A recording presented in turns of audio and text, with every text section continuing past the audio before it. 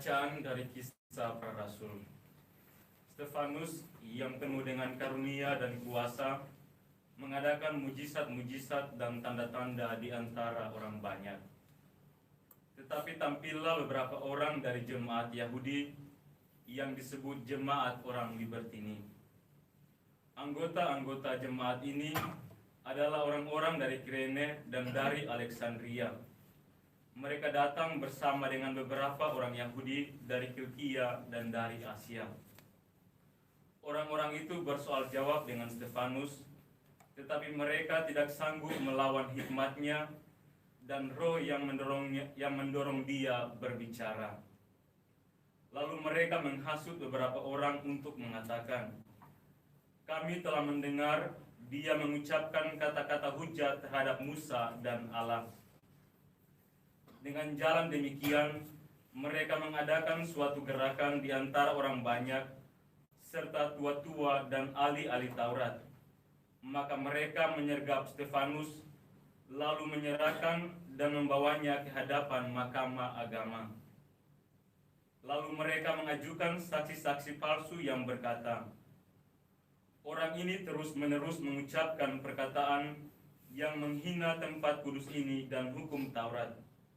Sebab kami telah mendengar dia mengatakan bahwa Yesus orang Nazaret itu akan merobohkan tempat ini dan mengubah adat istiadat yang diwariskan oleh Musa kepada kita." Semua orang yang duduk dalam sidang mahkamah agama itu menatap Stefanus. Lalu mereka melihat muka Stefanus sama seperti muka seorang malaikat.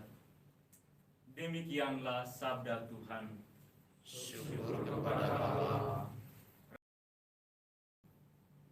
Tuhan bersamamu dan bersama rohmu. Inilah Injil suci menurut Santo Yohanes. Dimuliakanlah Tuhan. Setelah Yesus mempergandakan roti, keesokan harinya orang banyak masih tinggal di seberang danau Tiberias, melihat bahwa di situ tidak ada perahu selain yang dipakai murid-murid Yesus. Mereka melihat juga bahwa Yesus tidak turut naik ke perahu itu bersama dengan murid-muridnya, dan bahwa murid-muridnya saja yang berangkat. Tetapi sementara itu, beberapa perahu lain datang dari Tiberias ke dekat tempat mereka makan roti sesudah Tuhan mengucap syukur atasnya. Ketika orang banyak melihat bahwa Yesus tidak ada di situ dan murid-muridnya juga tidak, mereka naik ke perahu-perahu itu lalu berangkat ke Kapernaum untuk mencari Yesus. Ketika orang banyak menemukan Yesus di seberang laut itu, mereka berkata kepadanya, "Rabi, bila mana engkau tiba di sini?" Yesus menjawab, "Aku berkata kepadamu, sesungguhnya kamu mencari aku bukan karena kamu telah melihat tanda-tanda, melainkan karena kamu telah makan roti itu dan kamu kenyang. Bekerjalah bukan untuk makanan yang akan dapat binasa, melainkan untuk makanan yang bertahan sampai kepada hidup yang kekal, yang akan diberikan Anak Manusia kepadamu. Sebab dialah yang disahkan oleh Bapa Allah dengan meterainya." Lalu kata mereka kepadanya, "Apakah yang harus kami perbuat supaya kami mengerjakan pekerjaan yang dikehendaki Allah?" Yesus menjawab, "Inilah pekerjaan yang dikehendaki Allah, yaitu hendaklah kamu percaya kepada Dia yang telah diutus Allah." Demikianlah sabda Tuhan. Terpujilah Kristus. Yang mulia Bapak Uskup, para pastor dan juga umat sekalian yang terkasih dalam Tuhan kita Yesus Kristus, dalam bacaan Injil kita mendengarkan Yesus melakukan pengandaan roti, dan apa yang dilakukannya itu menimbulkan decak kagum sehingga banyak orang berbondong-bondong untuk mengikuti dia. Tetapi Yesus kemudian mengkritik mereka karena alasan mengikuti Yesus hanya karena Yesus bisa menggandakan roti. Yesus mengingatkan mereka bahwa yang patut dicari adalah makanan yang menghidupkan hingga kekal, yakni Yesus sendiri. Dengan perkataan ini Yesus menunjukkan titik lemah dari diri kita, yakni kecenderungan dan ketergantungan pada hal-hal duniawi.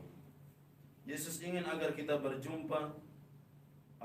berjuang terus-menerus untuk menyantap tubuh dan darahnya yang sekarang kita wujudkan dalam Ekaristi.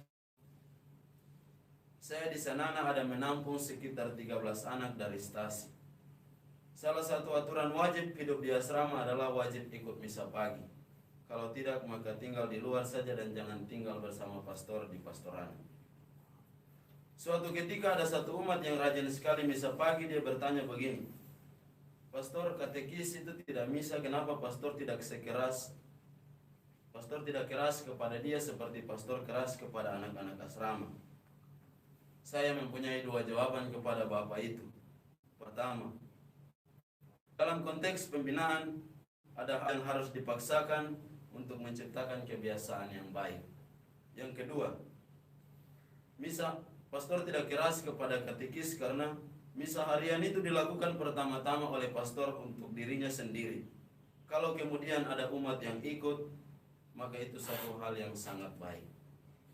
Kita berdoa, semoga Tuhan memberkati setiap perjuangan kita untuk lebih dekat kepadanya. Semoga demikian. Amin.